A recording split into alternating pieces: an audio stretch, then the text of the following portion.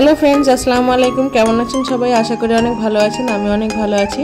তো এখন বাজে সকালবেলা 7:30, আর আমি আইহানকে নিয়ে নিচে চলে এসেছিলাম একদম স্কুলে যাওয়ার জন্য, পুরো রেডি করে। আর বৃষ্টি হচ্ছিল সেই সময়, বদমাসটা বাইরে বেরিয়ে ভিজার জন্য এগোচ্ছিল। তো ওকে বকে চোখে আবার উপরে তুলে বসিয়ে দিলাম। তারপর বললাম, চল তো একটুখানি দুধ বিস্কুট খেয়ে তারপর স্কুলে যাবি বলে ওকে বসিয়ে দিলাম। বসিয়ে দিয়ে আর দুধ বিস্কুটটা আনলাম। দেখলাম ততক্ষণে দাদুর ফোনটা নিয়ে বসে পড়েছে। ও সবসময় এরকমই করে। আর এখন রেনকোট পরিয়ে ওকে স্কুলে পাঠিয়ে দিয়েছিলাম। তারপরে আমি যাচ্ছিলাম বাইরে রান্নাঘরে আলু ভাজার জন্য। আলু কুটছে, যেহেতু সকালে একটু পান্তা খাওয়া হবে আজকে। কালকে রাত্রে একটু ভাত বেঁচে গিয়েছিল, আর আজকে দুপুরবেলা এক জায়গায় নিমন্ত্রণ আছে, সেখানে সবাই মিলে যাবো। তাই আজকে রান্নার কোনো ঝামেলা নেই। তো এই ঘরে চলে এসেছি। আর দেখুন গরমের অবস্থায় আমার খুব অবস্থা কি কায়েল, গরমের জ্বালায় অবস্থায় বলছি।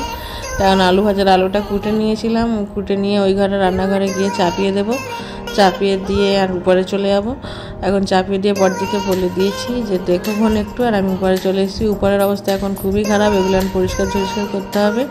তো দেখা হচ্ছে তোমাদের সঙ্গে নতুন কোনো ব্লগে। তাহলে এখনকার মতো টাটা।